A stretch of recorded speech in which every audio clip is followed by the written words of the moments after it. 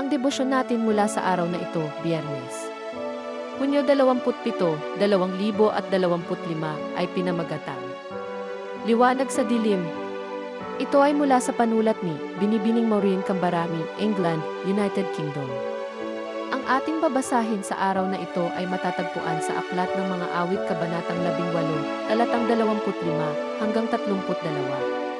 At ang atin pong pagtutunan ng pansin ay sa kaparehas din ng Aklat ng Mga Awit Kabanatang 18, talata 28, na ganito ang sinasabi: Ikaw, O Yahweh, ang nagbibigay sa akin ng ilaw, inaalis mo, O Diyos, ang aking kadiliman.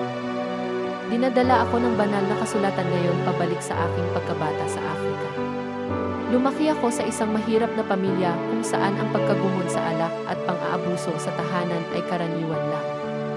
Ginawa kong tanggulan ang pagbabasa ng mga libro at ako'y naging laging nangunguna sa klase.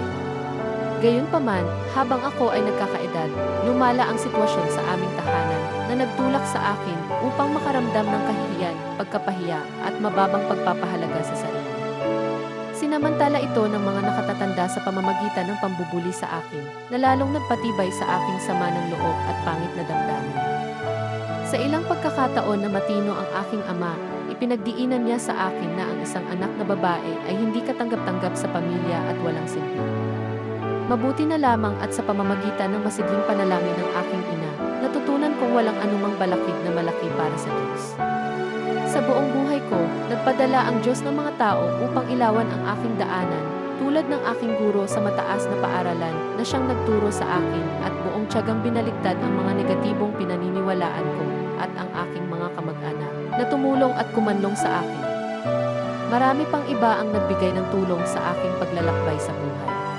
Ngayon at ako ay isa ng profesional na nakikipagtrabaho sa mga biktima ng pang-aabuso sa tahanan. Napagtanto ko kung paano ginamit ng Diyos ang mga karanasan sa buhay at mga kahirapan upang ako ay ihanda sa ganitong papel. Kung binabalikan ko ngayon ang nakaraan, mas lalo akong kumbinsido na alam ng Diyos ang pinakamabuti sa bawat isa sa atin at maaari tayong magtiwala sa Kanya. Ang ating ipapanalangin ngayon ay ang mga biktima ng pang-aabuso sa tahanan.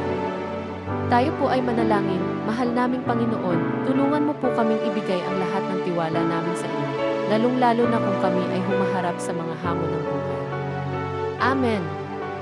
Ang atin pong iisipin ngayong araw, ang mga taong nagbibigay lakas at nagtuturo sa akin ay mga kaloob na galing sa Diyos.